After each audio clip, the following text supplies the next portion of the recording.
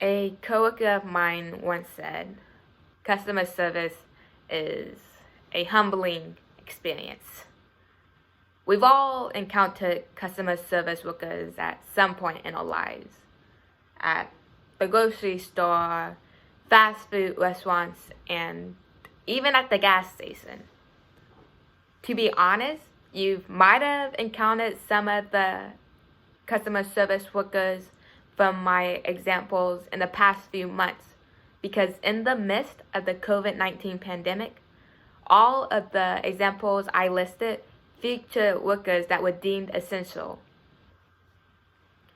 Particularly, fast food restaurant jobs are among some of the most undervalued and underpaid jobs despite being deemed an essential service.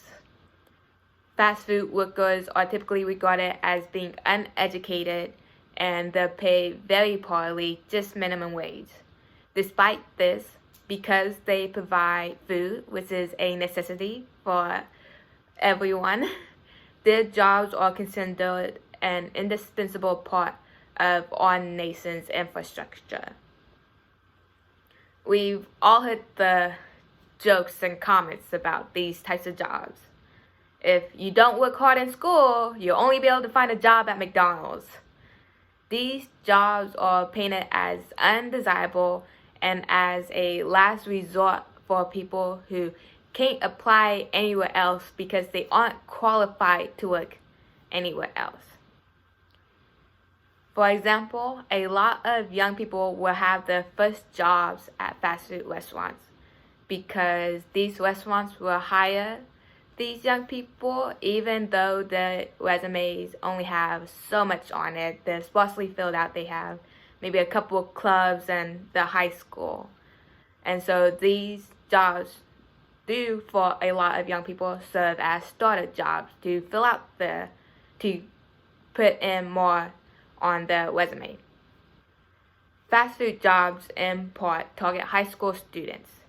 McDonald's is well known for hiring individuals under 16 as young as 14 years old. Because these jobs are considered in part jobs for students who still live with their parents who pay for their necessities, a lot of people are very against paying these positions more than minimum wage.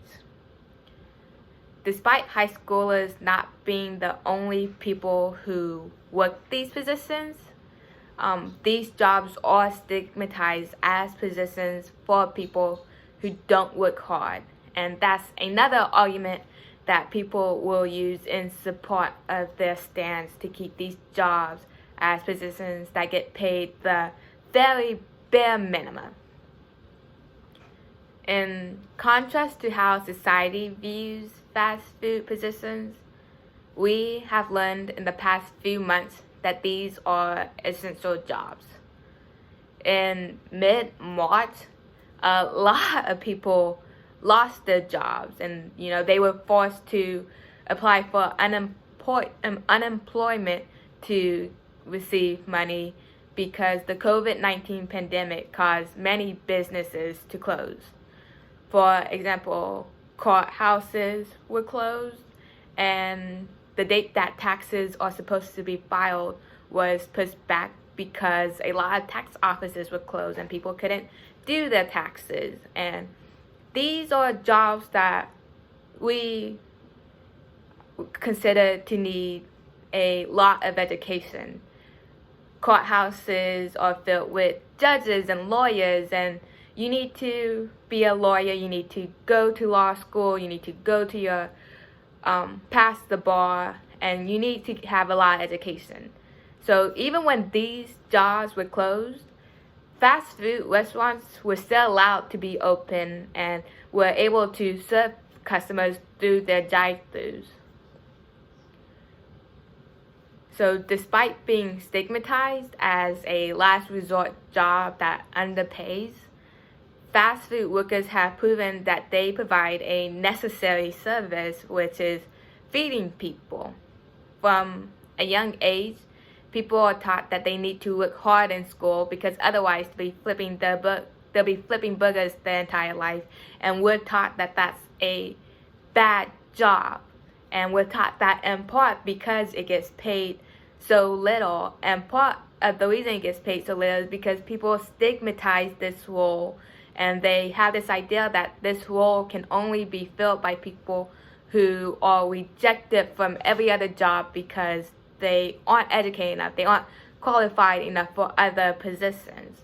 And because they feel these people are so unqualified, they're totally against and reject the idea of paying these workers above minimum wage or raising minimum wage to pay these workers more.